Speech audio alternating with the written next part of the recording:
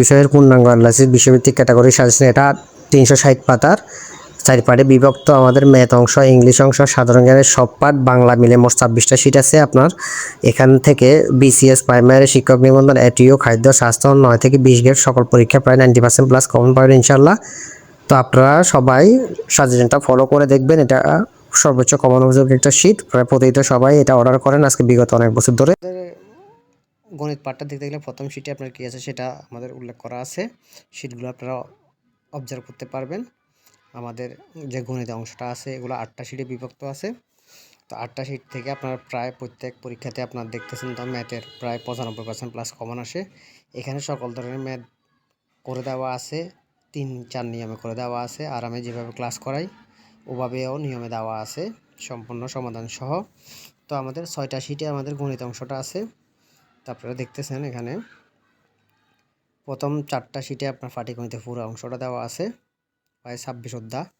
দেন আপনার এই দিক দিয়ে আছে আমাদের এই 5 নাম্বার শীটে জ্যামিতির অংশ চলে আসছে, বীজগণিত অংশ, বীজগণিতের পুরো পার্ট দেওয়া আছে 5 নাম্বার শীটে, ঠিক আছে।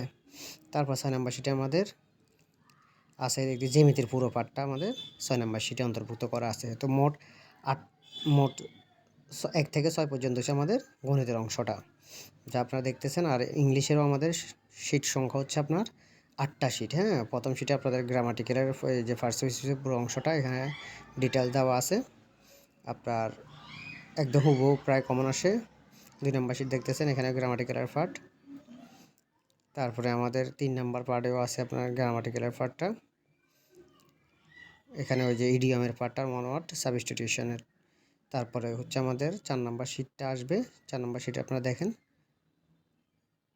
4 নাম্বার শীটটা পুরো হচ্ছে ভোকাবুলারি পার্টটা আসবে। ভোকাবুলারি পুরো পার্টটা এখানে দেওয়া আছে।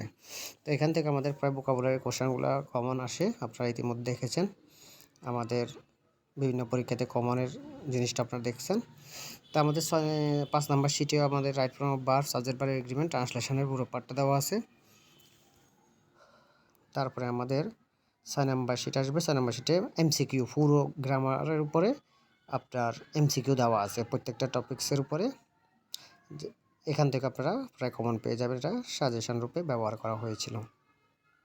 7 নাম্বার শীটে আমাদের ইংলিশ লিটারেচার পুরো অংশটা দেওয়া আছে টেকনিকে।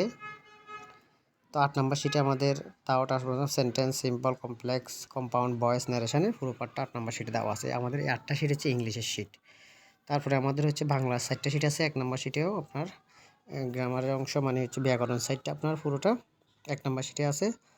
তারপরে আমাদের 2 নম্বর শীটটাও ব্যাকরণের পাঠ রাখছি আমরা। 3 নম্বরটাতে আপনার আসবে যে ওই যে